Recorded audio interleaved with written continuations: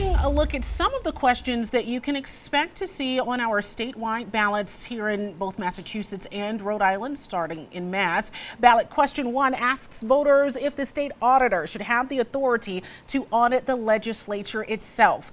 The state auditor is independently elected by the people of Mass to audit every state entity to help make government work better. Currently, the state legislature is the only state entity refusing to be audited by the auditor's office. Supporters say this would create more transparency and accountability in state government, while opponents argue it could lead to conflicts of interest.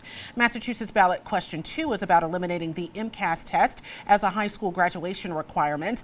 A recent University of New Hampshire poll shows 49% of voters say yes, get rid of it. 43% say no. ABC 6 News spoke with the superintendent of schools in Dartmouth, who says regardless of the outcome, it's something to examine and discuss. Obviously, it's time for us to come back to the table and to consider not whether to do away with the MCAS as a graduation requirement, but rather to convene a stakeholder group to look at what kind of hurdles are there for students who might not be meeting that benchmark and how are we getting them there. Superintendent McGuire says she supports the standardized test because it's another way to measure progress. Now, question 3 would allow Uber and Lyft drivers to form unions, which is not currently allowed.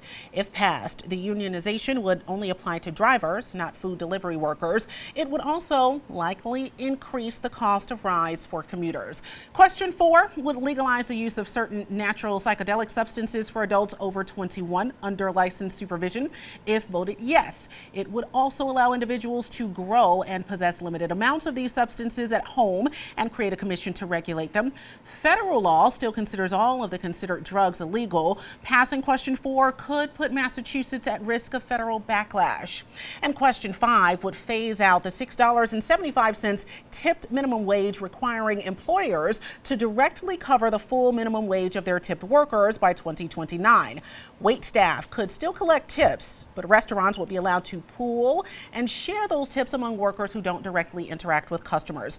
This ballot question has received some opposition from some servers who prefer the current system. Here in Rhode Island, the first ballot question will ask voters if they would like to see a constitutional convention.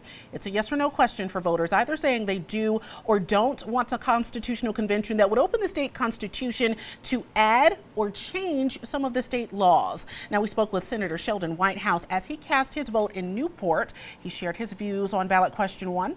I think ballot question 1 is a kind of a Trojan horse for outside special interests to come in and mess in our state, and I just soon see that go down. I think there's a lot of planning that has been done on the far right to take advantage of state constitutional conventions, bring in lots of money, lots of, expert message makers. I think we'll regret the decision. A constitutional convention has not been held here in Rhode Island since back in 1986.